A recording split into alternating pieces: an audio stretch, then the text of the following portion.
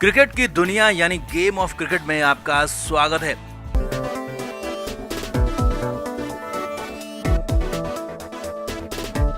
भारत और south Africa के बीच Johannesburg के वांडरस मैदान में दूसरा टेस्ट मैच खेला जा रहा है। जिस टेस्ट में अफ्रीका की जीत तय लग रही थी, जिस मैच में भारत की करारी हार होने वाली थी, उसी टेस्ट मैच में अचानक से ट्विस्ट आ गया, मैच पलट गया है और भारत की जीत पक्की हो गई, और वो भी तीसरे ही दिन। जी हाँ, टीम इंडिया ने ऐसा ही कुछ खेल, ऐसा ही कुछ चमत्कार दिखाया। दूसरा दिन शार्दुल के नाम रहा, शार्दुल के नाम की आंधी आई तो तीसरा दिन पुजारा और रहाणे के नाम रहा। इन दोनों के नाम का तूफान आया और सबसे बड़ी बात यह रही कि मैदान के बाहर से कप्तान विराट कोहली ने जबरदस्त दहाड़ लगाई। तो आपको बताते हैं कैसा रहा भारत के लिए तीसरे दिन का खेल, कैसे भारत की जीत हुई पक्की, क्या बोले पुजारा और रहाणे।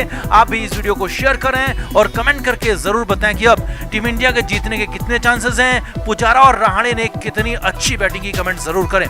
तो जोहानिसबर्ग टेस्ट में टीम इंडिया जीत की दहलीज पर है। शार्दुल ठाकुर ने डबल धमाका कर दिया। पहले गेंदबाजी में दमखम दिखाया तो फिर बल्लेबाजी में अफ्रीका को धुआं कर दिया, चौके छक्कों की बरसात की और इंग्लैंड की याद दिला दी। शार्दुल ठाकुर ने 28 रन की छोटी लेकिन दमदार पारी खेली और बढ़त को 200 के पार पहुंचाकर शार्दुल ठाकुर ने भारतीय टीम को बिल्कुल जीत के करीब पहुंचा दिया। हालांकि शार्दुल से पहले रहाणे और पुजारा ने टीम इंडिया को ड्राइविंग सीट पर पहुंचाया और इन दोनों का इस मैच में अगर जीत होती है तो सबसे बड़ा योगदान होगा। तो टीम इंडिया पहली पारी में सिर्फ 202 रन पर ढेर हो गई थी और हालात बेहद खराब थे, मगर पहले शार्दुल ठाकुर ने अपनी गेंदबाजी से भारत की वापसी कराई और 7 विकेट झटककर अफ्रीका को कहीं का नहीं छोड़ा। लेकिन उसके बाद जब भारत की बैटिंग आई तो जल्दी 2 विकेट गिर गए और फिर से लगने लगा कि अब तो 100 रन से पहले ही टीम इंडिया ढेर हो जाएगी। करारी हार तय है क्योंकि क्रीज पर पुजारा और रहाणे थे जो कि लगातार फेल हो रहे थे। मगर इस बार जो पुजारा और रहाणे बैटिंग कर रहे थे वो बिल्कुल अलग थे, क्योंकि उनका अंदाज, उनका अप्रोच, यहाँ तक कि बैटिंग का स्टाइल भी बिल्कुल बदला हुआ था। दूसरे दिन के आखिर में पुजारा ने अपनी जबरदस्त हाथ दिखाई और तेजी से रन बटोरे और टीम का स्कोर 85 तक पहुंचाया। हालांकि दूसरे दिन अच्छा खेलने के बाद भी तीसरे दिन की शुरुआत में अजिंक्य रहाणे और चेतेश्वर पुजारा से उम्मीद बिल्कुल भी नहीं थी, क्योंकि ये दोनों ही बल्लेबाज हाल के दिनों में लगातार सेट होकर आउट हो रहे थे। मगर यहाँ तो इन दोनों ने आलोचकों के साथ साथ पूरी दुनिया को गलत साबित कर दिया। तीसरे दिन चमत्कार कर दिया। जो पुजारा अपनी धीमी बल्लेबाजी के लिए बदनाम है, उन्हीं पुजारा ने तीसरे दिन आते एंगिडी को लगातार चौके मारे, रबाडा को चौके लगाए और जेनसन को भी नहीं बख्शा और तीसरे दिन के पहले ही घंटे में अपना अर्धशतक पूरा कर लिया। और हालात ये थे कि पुजारा का स्ट्राइक रेट 80 से भी ज्यादा था। जी हाँ, 80 से ज्यादा के स्ट्राइक रेट से पुजारा बैटिंग कर रहे थे, जो कि हैरानी भरा था। और दूसरी तरफ रहाणे भी बिल्कुल अलग अंदाज में बैटिंग कर रहे थे। रहाणे ने भी पहले ही घंटे में अपना अर्धशतक पूरा किया और रहाणे ने तो शानदार अंदाज में ओलिवर की ओवर में लगातार 2 चौके मारकर अपने 50 पूरा किया। और रहाणे का स्ट्राइक रेट भी 80 से ज्यादा था और रहाणे तो इस दौरान छक्के भी उड़ाते रहे। अब दोनों बल्लेबाज न सिर्फ टीम में अपनी जगह बनाने के लिए खेल रहे थे, बल्कि भारत के लिए मैच बचाने और फिर मैच जिताने के लिए भी खेल रहे थे। पुजारा और रहाणे का जब अर्धशतक हुआ तो सबसे ज्यादा खुश कप्तान विराट कोहली थे। पवेलियन में बैठे विराट कोहली ने दोनों के लिए खूब तालियां बजाई, दोनों को खूब चीयर किया। और वैसे भी विराट इन दोनों को लगातार बैक कर रहे हैं, लगातार सपोर्ट कर रहे हैं, लगातार इनको मौके दे रहे हैं और इसीलिए विराट का खुश होना भी लाजमी था। इसके बाद भी पुजारा और रहाणे कहां थमने वाले थे। हालत ये थी कि सिर्फ 20 ओवर में दोनों ने 100 रन की पार्टनरशिप कर ली। जी हाँ, 20 ओवर में 100 रन की पार्टनरशिप दी। पुजारा और रहाणे ने हर अफ्रीकी गेंदबाज की खबर ली, हर गेंदबाज पर रन बनाए और हर बॉलर पर न सिर्फ चौके बल्कि छक्के भी उड़ाए। पुजारा और रहाणे की ही बल्लेबाजी थी कि जो भारत एक वक्त में मैच में कहीं भी नहीं दिख रहा था, वो मैच में आगे दिखने लगा और एक तरह से तीसरे ही दिन भारत की जीत भी तय हो गई, क्योंकि जितनी बढ़त भारत की हो गई है, जितने रन टीम इंडिया ने बना लिए हैं, और वो बनाना अब अफ्रीका की बस की बात नहीं, और वो भी भारतीय टीम के खिलाफ चौथी पारी में इतने रन बनाना आसान नहीं है। इसीलिए टीम इंडिया यहाँ पर आसानी से टेस्ट मैच जीतने वाली है और इस टेस्ट मैच के साथ ही सीरीज में भी 2-0 से अपने नाम करने वाली है। अब पुजारा और रहाणे ने बातचीत में कहा कि ये उनके लिए बेहद खास पारी रही। पुजारा ने इसे सबसे बेहतरीन पारियों में से एक बताया, क्योंकि बेहद मुश्किल कंडीशन और बेहद कठिन हालात में रन बनाए गए। रहाणे ने भी अपनी इस पारी को बेहद शानदार बताया। रहाणे ने कहा कि उनकी ये बेस्ट पारियों में से एक है। अब वैसे पुजारा और रहाणे ने जिस तरह से वापसी की है, जिस तरह से एक हारे हुए मैच को पहले पलटा और फिर भारत की झोली में डाल दिया, तो ये तो पुजारा और रहाणे के कद को दिखाता है, उनके बड़प्पन को दिखाता है। तो आपका इन दोनों महान बल्लेबाजों पर क्या कहना है, पुजारा और रहाणे की इस वापसी पर क्या कहना है, इस पारी पर क्या कहना है, अपनी राय इस पारी के बाद जरूर दें, कमेंट जरूर करें, वीडियो को शेयर भी करें। तो टीम इंडिया के साथ तब एक और विवाद जुड़ गया जब दूसरे टेस्ट मैच में टॉस के लिए विराट कोहली की जगह केएल राहुल मैदान में उतरे। विराट को पीठ में दर्द बताया गया, लेकिन सच तो कुछ और ही था। वो हम आपको पहले ही बता चुके हैं कि कैसे मैच से ठीक पहले विवाद हुआ था, कैसे टीम को लेकर, खिलाड़ी चुनने को लेकर कोच और कप्तान के बीच में क्लैश हुआ था और कैसे रवि अश्विन के नाम पर संग्राम हुआ था, जिसके बाद विराट कोहली ने मैच खेलने से ही इनकार कर दिया।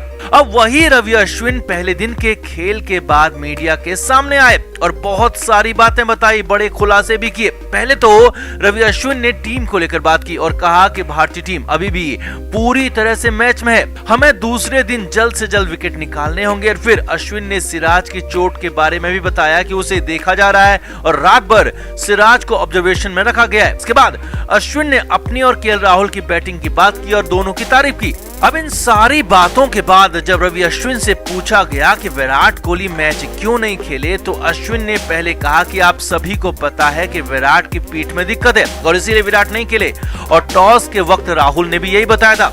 हालांकि इस दौरान अश्विन के बोलने का अंदाज हैरानी भरा था, क्योंकि अश्विन इस बात को कहते हुए हंस रहे थे, यानी कि कुछ तो गड़बड़ थी। तो तुरंत ही मीडिया ने अगला सवाल दाग दिया कि तो इसके अलावा कुछ भी नहीं है, बाकी तो कुछ नहीं हुआ। तो अश्विन ने उल्टा पूछ लिया कि और क्या होना चाहिए, क्या विराट कोहली हमेशा झगड़ा ही करेगा? अब तो सवाल और बवाल दोनों होना तय था, क्योंकि रवि अश्विन ने बात ही कुछ ऐसी कह दी थी। मीडिया ने तुरंत ही पूछ लिया कि टीम में सिलेक्शन को लेकर जो विवाद हुआ था उस पर आप क्या कहेंगे? तो अश्विन ने कहा कि टीम को सिलेक्शन को लेकर हमेशा ही कोच और कप्तान की बात होती है, कभी सबके सामने बात होती है, कभी अकेले में बात होती है, और इस बार मैच से पहले ड्रेसिंग रूम में अकेले कमरे में बात हुई थी और हमने सिर्फ आवाजें सुनी थी। इससे ज्यादा मुझे कुछ नहीं पता कि टीम सिलेक्शन को लेकर क्या हुआ, क्या बात हुई, क्या विवाद हुआ, लेकिन हमने एक परफेक्ट टीम चुनी है। अब यहाँ पर अश्विन ने साफ साफ भले ही नहीं कहा, मगर इशारों में बहुत कुछ बता दिया था, और जो बातें आ रही थी एक तरह से उन पर मोहर भी लगा रहे थे अश्विन, क्योंकि अश्विन का साफ कहना था ड्रेसिंग रूम के अलग कमरे में विराट और राहुल द्रविड़ की बात हुई और उन्होंने बाहर तक इसकी आवाज सुनी, यानी कि वहां पर कुछ तो झगड़ा हुआ था, जो कि आवाजें बाहर तक आ रही थी, चिल्लाहट बाहर तक आ रही थी और कुछ तो विवाद था। अब आगे देखिए। इसके तुरंत बाद पत्रकारों ने अश्विन से पूछ लिया कि आपके नाम को लेकर भी खबर है कि आपको खिलाने को लेकर दोनों एक राय नहीं थे। तो अश्विन ने यहाँ पर एक बार फिर से हैरान कर दिया। अश्विन ने कहा कि टीम में कप्तान के अलावा किसी की भी जगह पक्की नहीं होती और सभी के नाम पर बातचीत होती है, सभी के नाम पर अलग अलग राय हो सकती है, और यहाँ तक कि कई बार तो कप्तान का भी खेलना पक्का नहीं होता, जो कि आपने यहाँ पर देख लिया। और अगर मुझे लेकर कोई विवाद है तो ये बेहद गलत है। जी हाँ, अश्विन ने यही कहा। अश्विन ने कह दिया कि किसी की भी जगह टीम में पक्की नहीं है और कप्तान यानी कि विराट कोहली भी टीम से बाहर हो सकते हैं, और दूसरे टेस्ट मैच में यही हुआ। इतना ही नहीं, अश्विन ने यह भी बताया कि उनके नाम पर विवाद हुआ था, उन्हें खिलाने को लेकर कप्तान और कोच एक राय नहीं थे, और जब दोनों ने अकेले में बात की तो फिर उसके बाद झगड़ा हुआ और विराट ने फाइनली खेलने से इनकार कर दिया। मतलब साहब है, अश्विन जो नहीं बताना चाह रहे थे वो बता गए और साफ साफ कह दिया कि टीम के कप्तान विराट कोहली टीम से बाहर हैं। जी हाँ, उन्हें चोट नहीं है, वो टीम से बाहर हैं, और अगर ऐसा हुआ तो आगे भी विराट कोहली टीम से बाहर हो सकते हैं। यानी कि भारतीय टीम में सब कुछ ठीक नहीं चल रहा है, हालात बेहद खराब हैं। विराट कोहली कप्तान है लेकिन उनकी चल नहीं रही है, हेड कोच राहुल द्रविड़ का अलग गुट है। अब हम तो यही कहेंगे कि भारतीय क्रिकेट की भलाई के लिए विराट को अब टेस्ट कप्तानी से भी हटा देना चाहिए, ताकि जो नया कप्तान बने और कोच के साथ बेहतर तालमेल के साथ वो टीम को आगे लेकर जाए। और अगर ऐसा नहीं है तो फिर विराट कोहली को कम से कम टीम के सिलेक्शन के फैसले लेने का हक होना चाहिए, क्योंकि वो कप्तान है और उन्हें पूरा हक होना चाहिए कि वो किन खिलाड़ियों के साथ मैदान में चाहते हैं। नहीं तो हमेशा ऐसे ही विवाद होते रहेंगे और इसका असर टीम इंडिया की पहली पारी में दिख चुका है और मैच में हार के रूप में आगे दिख सकता है। और विवाद जारी रहा तो पहला टेस्ट मैच जीतने के बाद अगले दोनों टेस्ट मैच हारकर टीम इंडिया सीरीज भी गंवा सकती है। तो इसीलिए समय रहते इस विवाद को सुलझाना होगा, या तो विराट को कप्तानी के साथ पूरी पावर दी जाए या फिर विराट को कप्तानी से हटा दिया जाए। तो आपका क्या मानना है, क्या ऐसे विवादों से बचा नहीं जा सकता? कमेंट करके आप भी जरूर बताएं और वीडियो को शेयर भी करें। क्रिकेट के हर नए अपडेट के लिए गेम ऑफ क्रिकेट को सब्सक्राइब करें और उसके बाद बेल आइकन को प्रेस करना ना भूलें, ताकि सिर्फ आपको मिले गेम ऑफ क्रिकेट की हर खबर सबसे पहले।